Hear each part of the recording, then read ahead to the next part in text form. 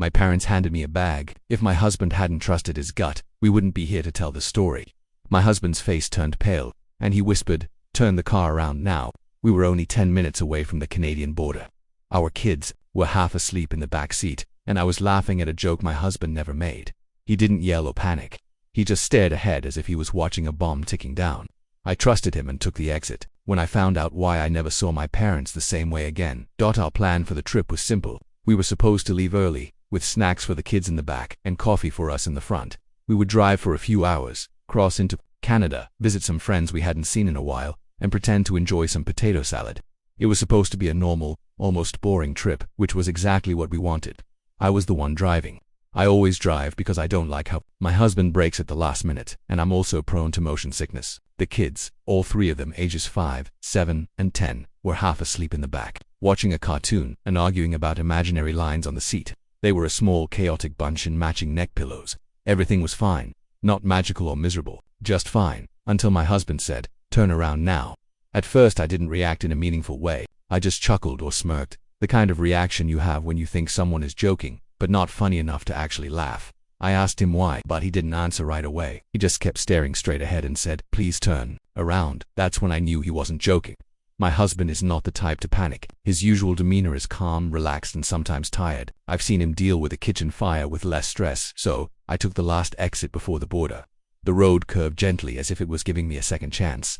As we left the highway, his body relaxed, not completely, but enough to show that he had been tense about something. "Okay," I said. "Do you want to tell me what's happening now?" He shook his head and said, "Just drive." "Drive where?" "I don't know," he replied. "Anywhere but there." The kids were starting to notice. My middle child asked, "Are we going the wrong way?" "We forgot something," I said without thinking. "What?" she asked. "I'll tell you later." My youngest child then asked, "Is it snacks?" And I didn't respond. My husband didn't speak again for a long time. We drove in silence for about 20 minutes or more. It was just miles of trees and a heavy feeling of guilt on my neck. Then he told me, "Take the next turnoff." The turnoff led to nowhere. It was a narrow, unmarked access road with no clear purpose. It was the kind of place you only find when you're lost or about to be. I pulled over and he unbuckled his seatbelt. "Stay here," he said as he got out and walked to the back of the car. I couldn't see anything from my seat, so I just waited. My palms were sweaty and my heart was beating in a strange, quick, and heavy way, as if it knew something I didn't. After about a minute, the trunk closed. He came back to my window and said, "Can you come out?" I asked, "Why?" And he replied, "I need you to see it." He didn't sound angry or scared, just tired and confident. I got out of the car and he led me to the back and opened the trunk. He didn't say anything, just pointed. I looked and suddenly forgot how to breathe. I wasn't scared yet. Fear was still on its way. What I felt in that moment was a slow and heavy feeling, like I was falling through the floor of my own life. I didn't touch it because I didn't need to. I knew we were just one wrong decision away from losing everything. It's funny because I always thought I was the responsible one in the family. I don't mean responsible in the sense of paying taxes or wearing sunscreen, even though those are important. I thought I was the stable one. The one who didn't get angry, disappear, or lie for fun. The one who always tried. The one who offered help when I could and set boundaries when I couldn't. But looking back, I realized that being the responsible one in my family was like being the designated driver at a demolition derby. They didn't want help. They wanted me to cover for them. And I did for many years. It all started when I was a kid. My parents were the kind of people who thought that living well was all about image, not money. Image was everything. If you looked successful and generous, had straight Christmas lights, and 5 kinds of mustard in your fridge, you were doing well. It didn't matter if your credit cards were maxed out or the gas was shut off for the winter. The script was, "We're doing okay." And you had to stick to it or be rewritten. We had years when money was tight. I remember having cereal for dinner and one of my parents suddenly working late most nights, which I later realized was their way of saying we couldn't afford things. But there were also years when they had money. No one even used the new car, TV, or patio furniture. The money went up and down like the weather, but the spending never changed. I once asked my dad why we didn't save more when times were good. He said, "You don't need to save if you know how to hustle." I was 8 years old. My brother inherited all of this. The hustle, the shine, and the ability to brighten a room while slowly hurting your self-esteem. He was the favorite. That wasn't a secret. It was just the truth. They liked him more because he was like them. I was not. They called me boring. My mother once told me during Thanksgiving dinner that my problem was that I confused discipline with personality. She asked, "What about the wild part?" I believed them because when you grow up in that kind of house, you start to believe that the only way to earn love is to be useful, clean, and reasonable. So that's what I did. I took on responsibility. They would call me when they needed help with insurance claims, school applications, or when my brother lost another job and someone needed to fill the gap.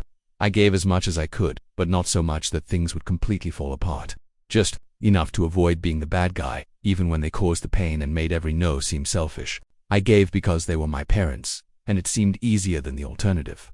Then the situation changed about 4 months before our trip. My brother's son, my nephew, was having trouble in school. They said he was being bullied, didn't fit in, and was anxious and withdrawn. They had him evaluated, and a therapist suggested a smaller school environment.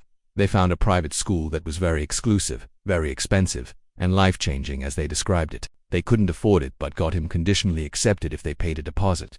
They just needed a little bit of help to secure it and promised they would pay me back. My stomach sank the moment they said those words. It's not that I didn't care. I did, and that was the worst part. I liked the boy and wanted good things for him, but I knew this pattern. I knew how it started and how it would end. I said no, but I did it gently, as if I were talking to someone holding a glass knife. I can't afford a private school, I explained. I have 3 kids of my own, and we don't even have them in private school. I'm sorry they didn't yell. They just became quiet and cold. My mother replied, "Of course, I forgot. You have rules." We didn't talk for a while after that, until the reunion came up suddenly. Everything was cheerful again. They were happy to see us and said they had figured things out with the school, the reunion, and the trip. I didn't ask how, telling myself it wasn't my business. Then they asked if we could carry an extra bag in our car. Their car was too full and we had the SUV. Sure, I replied. A few days before our trip, my father handed me a red duffel bag. "It won't fit in ours," he said, "just this one." I took it without thinking and tossed it in with our luggage, the kids' backpacks, and a cooler full of juice boxes. I didn't even unzip it. I didn't wonder why they were suddenly so relaxed. I didn't ask why the people who were struggling to pay for school, groceries, and gas, and who had guilt-tripped me for not helping, were suddenly fine. They smiled and waved as we left the driveway, looking like they didn't have a care in the world. I remember thinking for a second that it was weird that they seemed so happy for once. I didn't think much of it at the time. It was just another bag, another trip, and another family issue I didn't want to get involved in. Maybe I should have asked more questions. Maybe I was too naive. He didn't sound angry or scared. He sounded tired and confident. "I need you to see it," he explained. I got out, and he led me to the back of the car and opened the trunk. He didn't say anything. I just unzipped the red duffel bag and folded back a sweatshirt, and that's when everything stopped. There were packets wedged between clothes, stuffed into what looked like a child's toiletry bag, and sealed in plastic. They weren't well hidden. They were just beneath layers that wouldn't have fooled anyone doing their job for more than 5 seconds. I stared, not fully understanding at first, and then fully comprehending all at once. It wasn't medicine or vitamins or anything with an innocent purpose. It was something that would lead to handcuffs, lawyers, and headlines. I couldn't speak.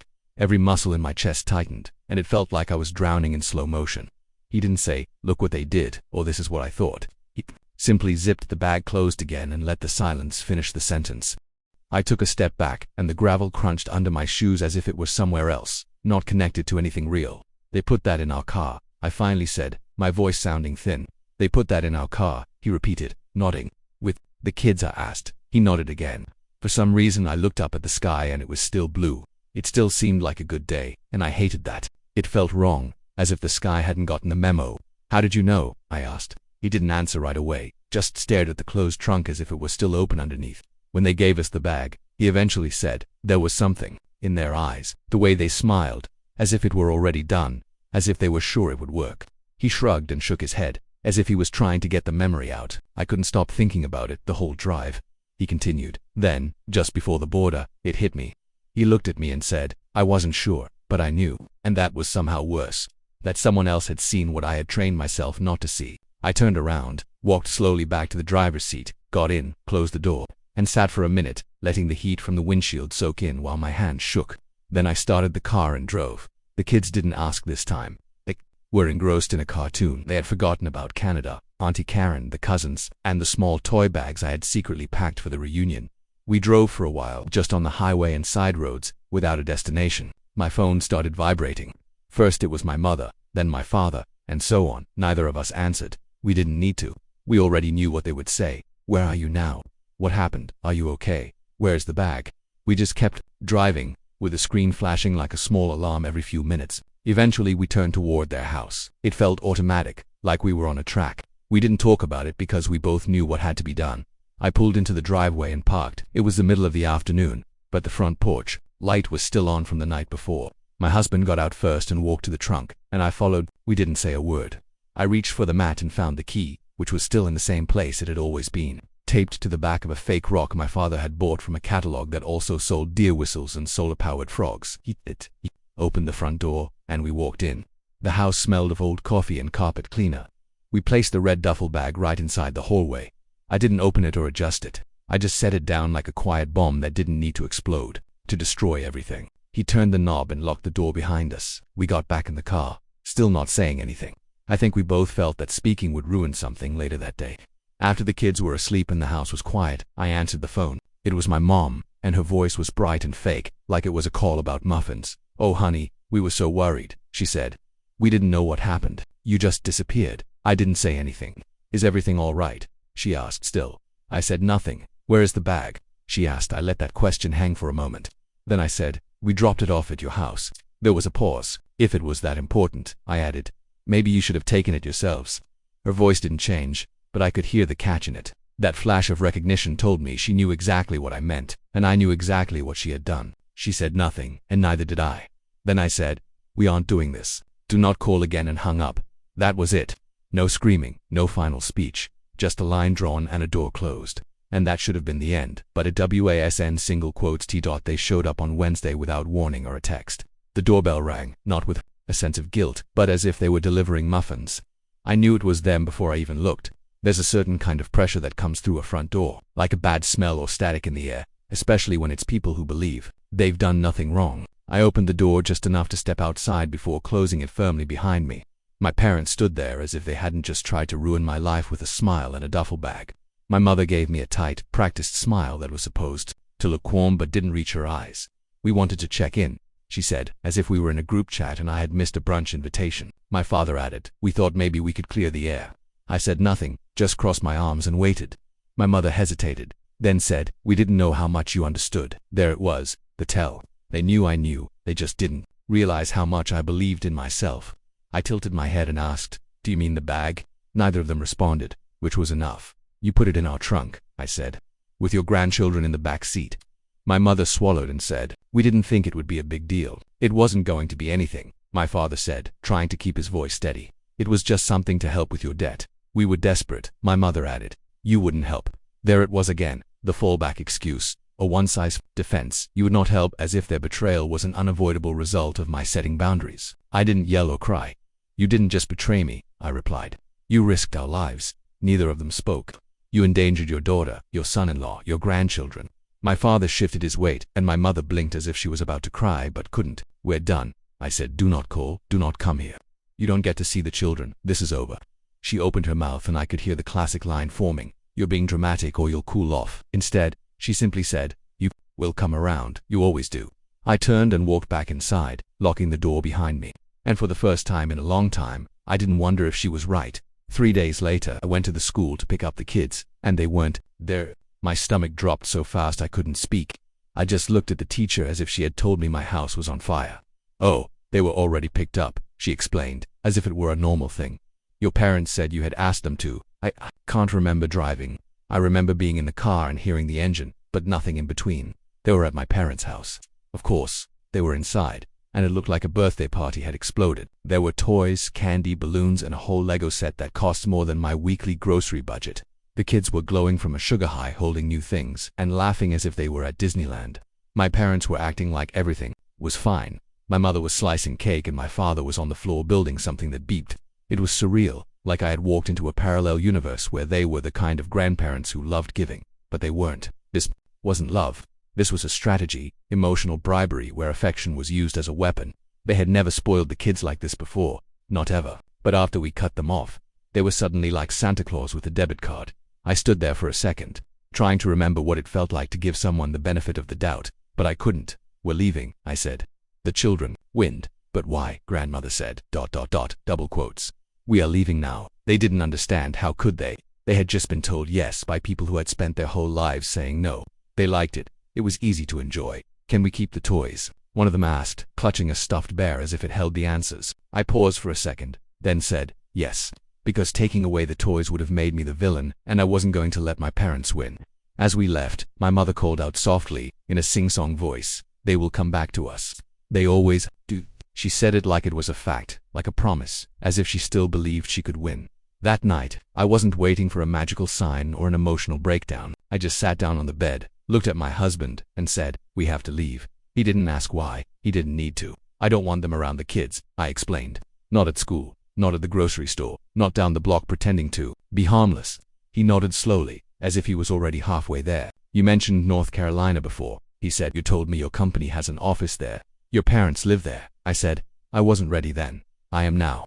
He nodded again and said, "The transfer is still an option." "Good," I said. "That's what's take it." There was no drama or hesitation, just a quiet decision to burn the bridge and never look back. I didn't want revenge. I just needed distance and a fresh start somewhere they couldn't find us. A few months later, we arrived in North Carolina. The mountains were beautiful, and the air smelled like pine and new beginnings. The kids were in new schools. His parents, who lived 20 minutes away, were warm, grounded, and drama-free, and they wanted to help. We didn't tell anyone where we went. We blocked numbers and disappeared, not in a dramatic storming off to find yourself way, but in a way that showed we believed peace was something we all deserved. One day I got a call from an unknown number and let it go to voicemail. When I listened to it later, it was from a cousin I barely talked to. "Hey," she said, "your mother says she doesn't know where you are. She's really upset. You said you had just cut off contact. I'm not sure what's going on, but family matters." I deleted the message. I didn't call her back. They didn't understand, because all I cared about was that we were safe and free. We didn't disappear. We escaped. About 6 months later, in our new state, new school, and new routine, I had almost gotten used to not checking my phone with dread.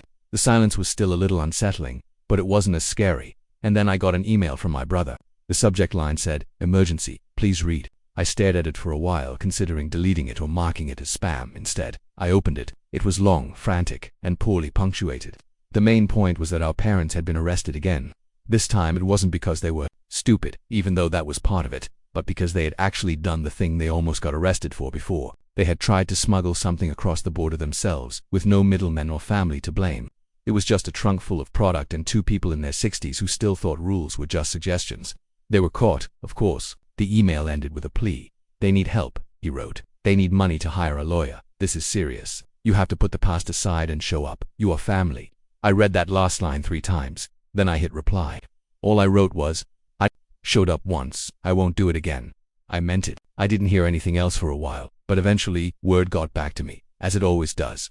Cousins talk, and family trees might be rotten, but their roots are deep. They were charged with possession with the intent to distribute and attempting to cross an international border with controlled substances. It was a few pounds, enough for intent, but not enough to make headlines. They took a plea deal, and each of them will serve for years. It's not a life sentence, but it's not nothing. It's enough time to think about what they did, assuming they are capable of doing so, which I honestly doubt. The part of me that used to get annoyed when people talked about second chances is quiet now. We have a life here. It's not perfect, but it's ours. The children laugh more. My husband sleeps better, and I haven't had to turn guilt into silence in a long time. And the rest of it, I don't regret setting that boundary, not for a second.